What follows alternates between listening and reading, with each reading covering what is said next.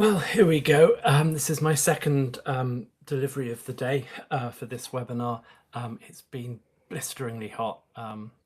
It's 5 o'clock in the afternoon, and I'm feeling, feeling pretty tired. So bear with me. I will do my best to make this interesting and lively. It's an interesting topic. I want to share with you today how we built our webinar program and how we operate it and drive it inside HubSpot and the technology that we use. So we've been doing marketing for more than 20 years. We specialize in brand strategy, websites, content, and HubSpot. And the webinar work that we do for ourselves and for our clients actually embodies almost all of those things in different ways. If anything that I discuss today resonates, if you would like to explore it with me, this is an invitation for a personal one-to-one conversation, marketing strategy session. We can get into some topics that are interesting to you, or I can come with some suggestions and things that I would like to discuss based on looking at your website or your marketing. So this is an open invitation.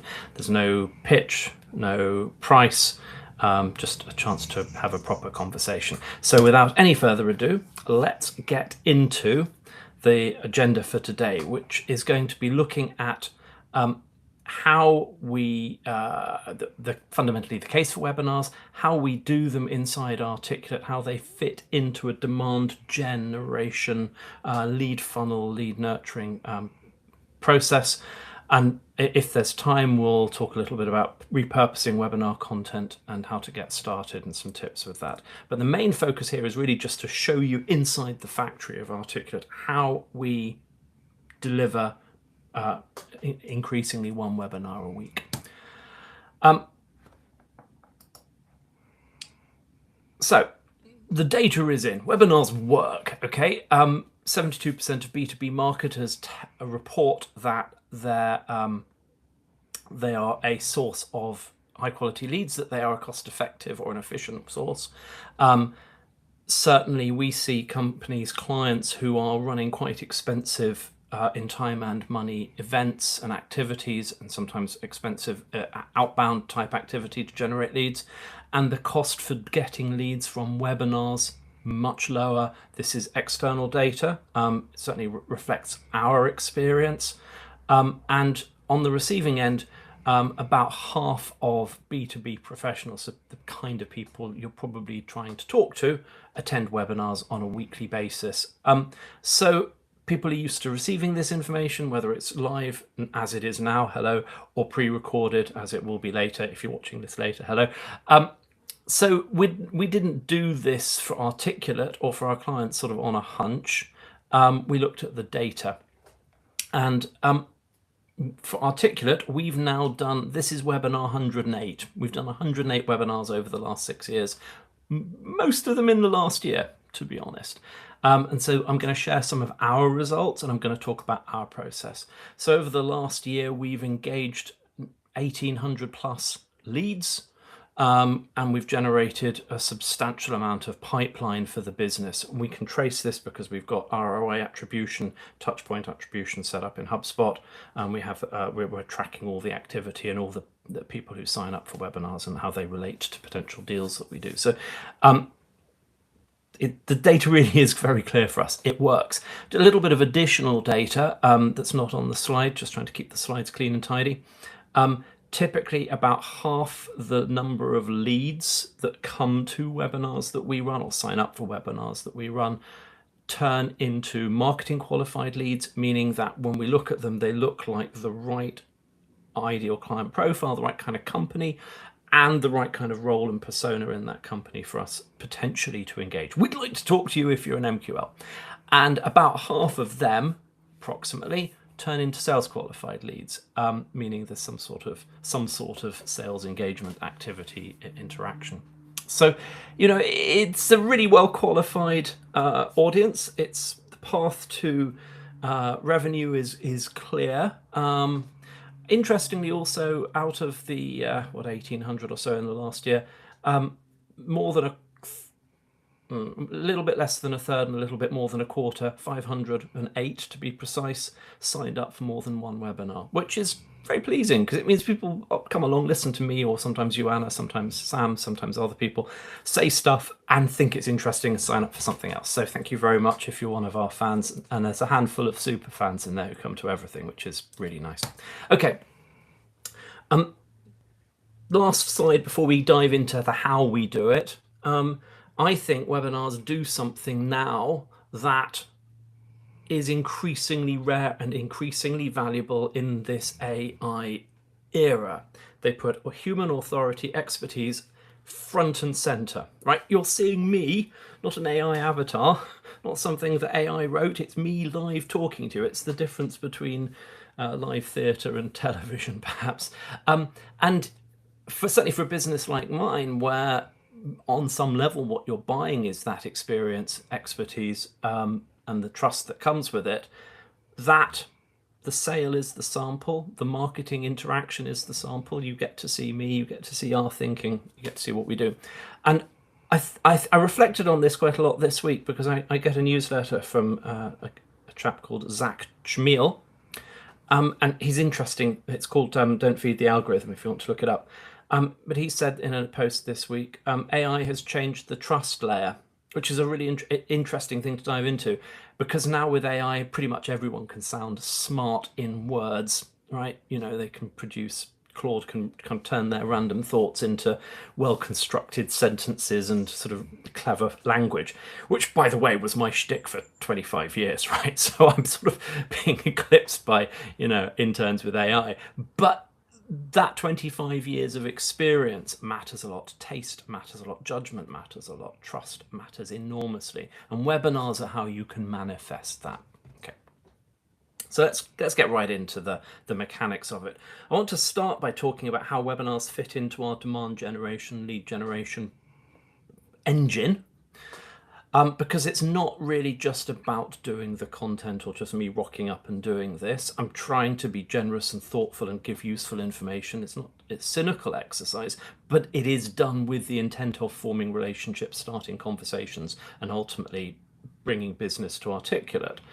And it's not a series of one-off random acts of marketing. It's part of a whole process. So we have contacts that we engage with, we email. If you are watching this, you've probably had some of our emails, and that's coming from people who come inbound to our website, people that we have contacted or filled in a form at some point in the last 15 years or so since we've been using HubSpot, or where we have identified and carefully prospected and targeted using Apollo and brought into HubSpot. We then engage with content, with offers, with blog posts, with emails. And HubSpot is tying all of that together. We have the webinars, the people sign up, people attend, people watch the pre-recorded. And we then look at those people who've engaged, and we evaluate them, score them, research them, and try and build a relationship. We'll typically reach out on LinkedIn, send an email. There's a personal element to it. And the next step there, it's still part of this above the sales layer activity, is a marketing strategy session, which is our offer of a half-hour session with me to explore stuff, right? So there's no price to that, there's no pitch in it. It's just let's have almost a one-to-one webinar about your marketing. At that point, it might segue into a sales conversation. Many are called, few are chosen. Not all of the people who sign up for a webinar want a sales conversation or get into that 4 conversations process from Blair Enns. But I think everybody could benefit from a strategy session. So if you're feeling hesitant, don't. It's fun. It's worthwhile. You'll enjoy it. You'll learn something, I hope. Okay, enough about that. But the point is, webinars are in the middle of this. So let's talk about the process that we go through. As I said, we're getting these leads in from various sources, contacts, we're enriching them, we're tracking their engagement, we're also tracking people who are not engaged, unsubscribed, and trying not to bother people, and trying to do that with serious intent. Typically, we would email out about a given webinar, trying to target them a little bit, 3,000 to 5,000 emails for a particular thing. We might get a 1% sign-up rate, and we might get a 15-20% attendance rate. I know with some webinars, perhaps a little bit more warmed up audiences, people are getting better attendance. I think a lot of people are signing up for our webinars and watching the videos after the event, which we send out afterwards, and that's fine too. We're more interested in the awareness and the engagement, and the webinar is the opportunity to sort of experience Articulate and learn something and start a conversation, but we're not forcing people to come. A lot of this process with the emails and the landing pages and so on inside HubSpot, we've automated, and I'll talk a little bit about that later. Okay, so the next step is this marketing strategy session, and I've sort of talked about it a little bit already, so I won't drone on too much about that, but it's intended to be a well-researched, thought-provoking conversation. We call it a Socratic dialogue, being sort of poncy about it, where we're trying to ask epiphany-inducing questions. Okay. Internally, we plan our webinar series, and we've just gone through a cycle for the next quarter, so we've come up with 12 titles, and it involves everybody in the company. It's, we have a big meeting, everyone throws in ideas, we have sales team there asking for things they think they need, we're thinking about marketing agendas, and right now, the next quarter, we're talking about podcasts and webinars for reasons around trust and human experience in an age of AI. We're talking about website design and copywriting. We're talking about HubSpot AI and automation, because these are where people are interested in. If you put AI in the title of a webinar, you're going to double your signups basically. So we're really into it, excited about it too. So that. So we've got this process, webinars are part of it, we've got an ideation process. Let's talk about how we build out a webinar campaign inside Articulate. So the first thing we do, and this is not any kind of genius rocket science, we have a campaign calendar. So we're tracking the emails that we're sending out, we're tracking the webinars that we're launching, we're tracking flagship report releases, monthly newsletters, and all of that sort of thing. The important thing is not to have the calendar, because that's just bureaucracy. The important thing is to look at it and deconflict. If too many emails are going out on one day, separate that out, make sure that the work is prepared and ready for the activity, make sure everyone knows what's going on. Almost everything we do involves multiple people working together to get something done, so just having that sort of cadence, that rhythm and rigor is really important. The mechanism, we use Notion calendars, we use Notion for everything pretty much, so that. We have also, having done 108 webinars today, have developed a lot of know-how, a lot of best practices. So we've distilled that into a process document, and it runs to about 5,000 words. So it's it's quite a detailed thing. This is just a screenshot of the process flow. Our CFO is really good at and keen on having us have very carefully documented processes. It helps us reduce errors, it helps everyone know what's going on, it helps that sort of engagement of multiple people in the same activity and same work stream, so they can understand where the dependencies are and how they pass the baton on to the next person. Interestingly, having done all of that, it made a lot of the automation really, really much easier, because if you automate a messy process, you just end up with a messy process plus an API there. If you automate an efficient, well understood process, you can actually make it faster. So this was really a unexpected bonus in the last 3 months.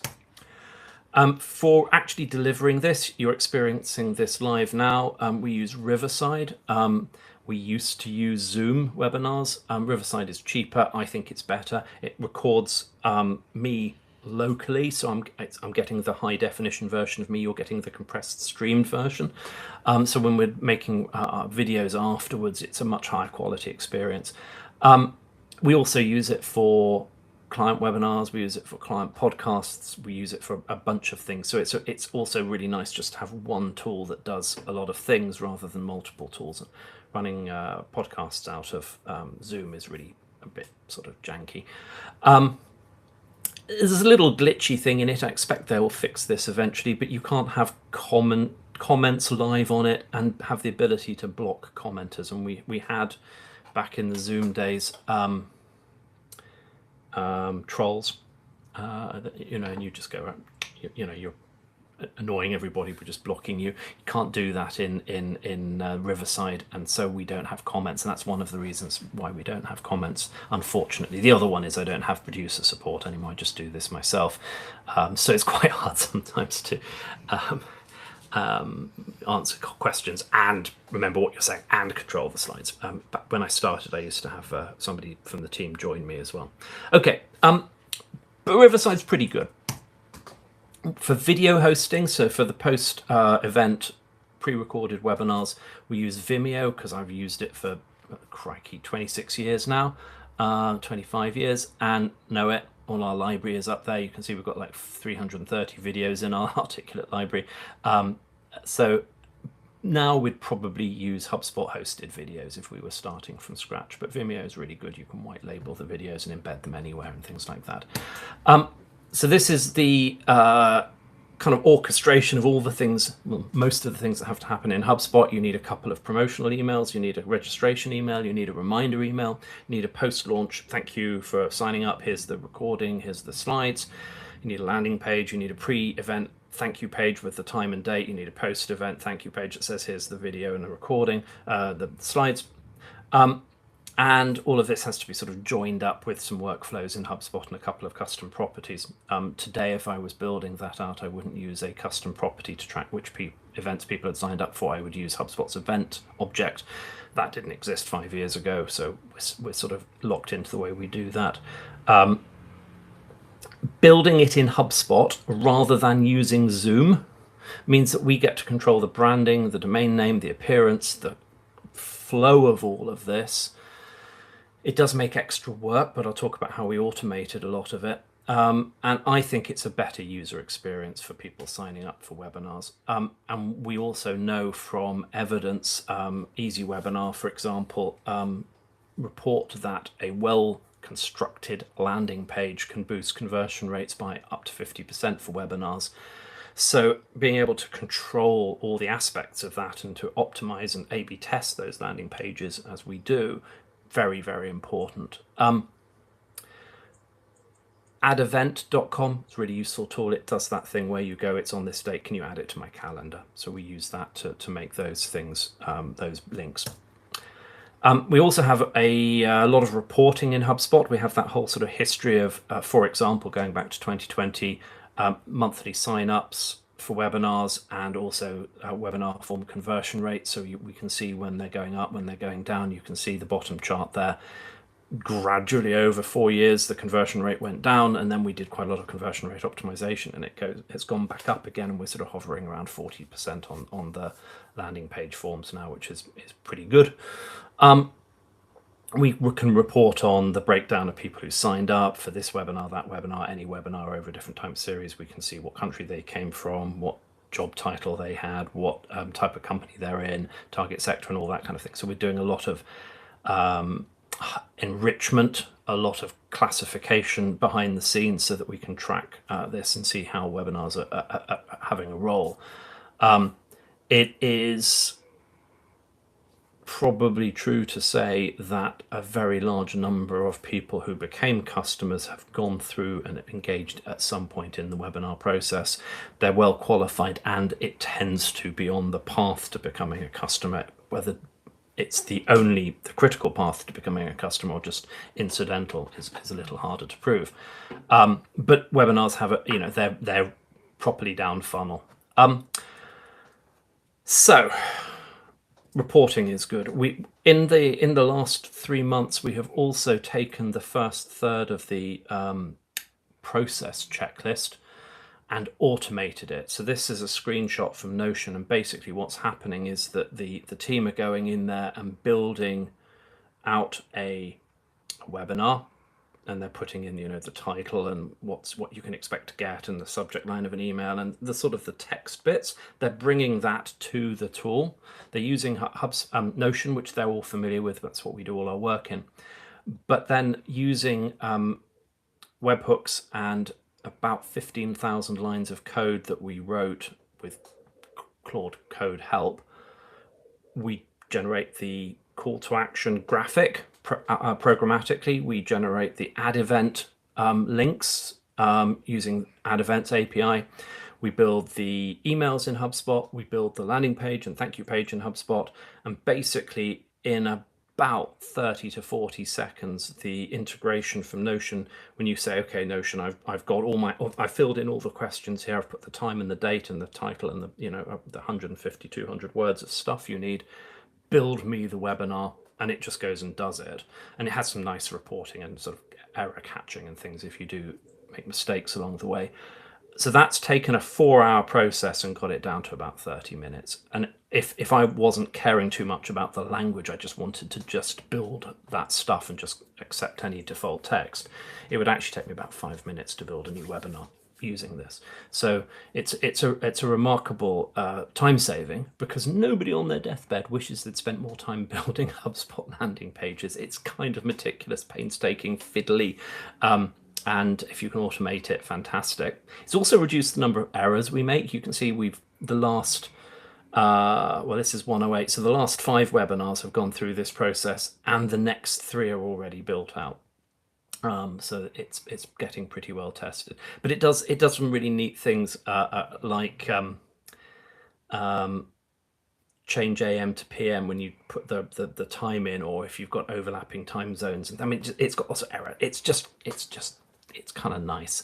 And the other thing that I quite like about it, and this is a new word I learned, it's idempotent, which means if you change the text here or the time or whatever, any of the information that's in Notion, all the assets get updated automatically. In other words, you can keep editing it. This is the driving element for updating all those assets, not having to go back into HubSpot and change things or break things because you went through some gate and you couldn't change it.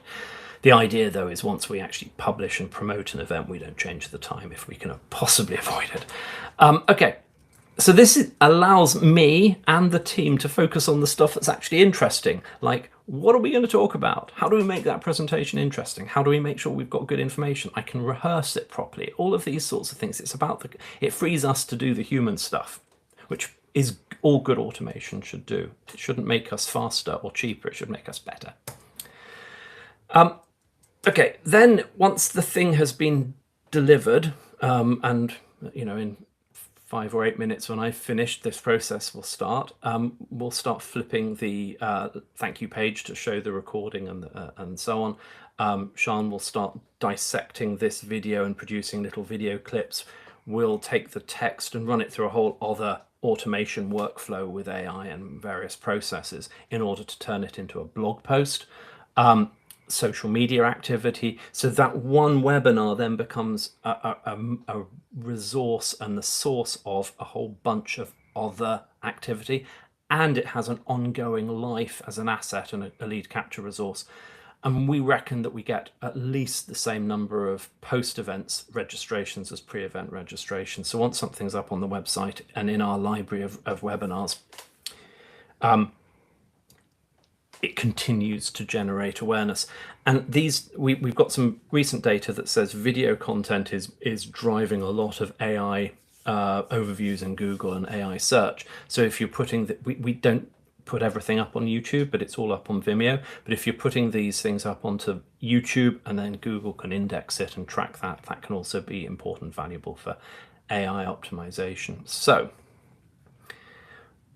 the webinar live event is really just part of the story. For another client, we built a really cool AI tool where it took all of their case studies and all of the podcasts, and podcasts are sort of the twin sibling of webinars, and we do quite a lot of podcast work for clients as well.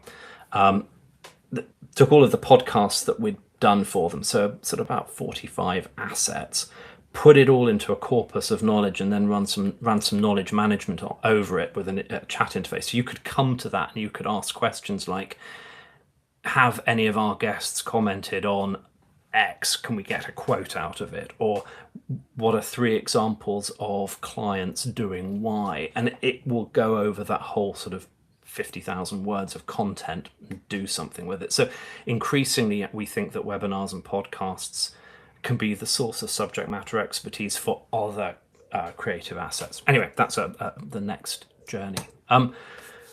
So making your content go further is really valuable. And I was talking to a client the other day about webinars and saying it's also really efficient use of a subject matter expert's time, whether we are interviewing them or whether they're preparing something or we're preparing something and they come along and talk about it.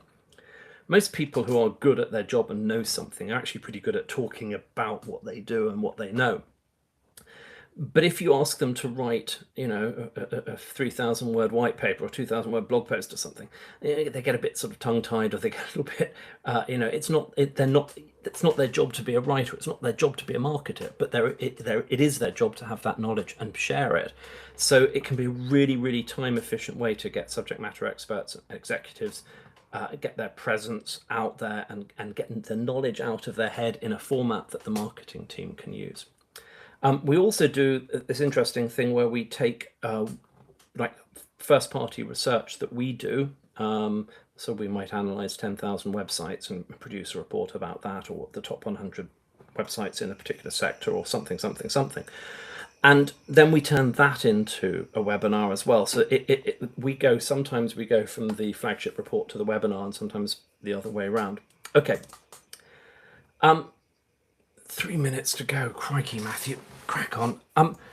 Try and summarize some of this. I think the first key thing I would like to reinforce is persistence over time, and having a system or an engine or a method to webinars beats hands down just going, right, we're going to do a webinar on this date, and then you've got all the overhead of getting the process and the mechanics spun up. And then somebody turns up and says something, and then it feels like really hard work. If you've got an engine and the wheels keep turning, it's much easier to keep doing it. Rotary friction is less than sliding friction, is another way of saying that. And we've done 108. So we have this body of knowledge about best practices and processes and automations, which we can deploy into clients to help them get up and running faster. And we've certainly done this around podcasts and pod webinars for people, where we've been able to get them stood up within a month or so. Often people are tempted to choose topics that suit them. They want to talk about their stuff in their language, and it requires a certain marketing judgment and understanding to turn that into something that's going to be interesting for the audience. Talk to your audience about stuff that matters to them in their language, and integrating it into the sales process so that leads are engaged properly, respectfully, intelligently. Not doing things with the recording after it's been recorded, so not repurposing it. And treating webinars as a standalone one-off thing rather than an ongoing machine. These are all the most common reasons why webinar projects fail or fail to deliver the results that people hope for. Fixing them doesn't require a huge budget, but it does require building good habits and good processes, and a little bit of hand-holding sometimes. And I think that the third and sort of final thing I want to leave you with is this idea that it only really works if someone owns a webinar process, if there's buy-in for that process, and there is a regular sort of rhythm and rigor about delivering them. And then we do as much as we can to make the production process as friction-free for everybody else. So getting the engine working and having somebody responsible for it, really important. So keep those moving parts joined up and properly engaged. Okay, so yep, going to finish just on time. Thank you very much for joining me. As I said, we are now doing more or less weekly webinars, so the next one's about HubSpot and AI, and we've been experimenting and learning about all kinds of cool new things there. And then we're going to be running a webinar about writing a brilliant website copy, and that'll be my colleague Joanna doing that. If any of this resonates, email me. Let's have a chat. Book up a meeting, articulatemarketing.com/meet. Hopefully it would be an interesting experience for both of us. And that brings me to the end. And brilliantly, despite rabbiting on, bang on time. Have a fantastic evening. Thank you so much for joining me. That's it. Thank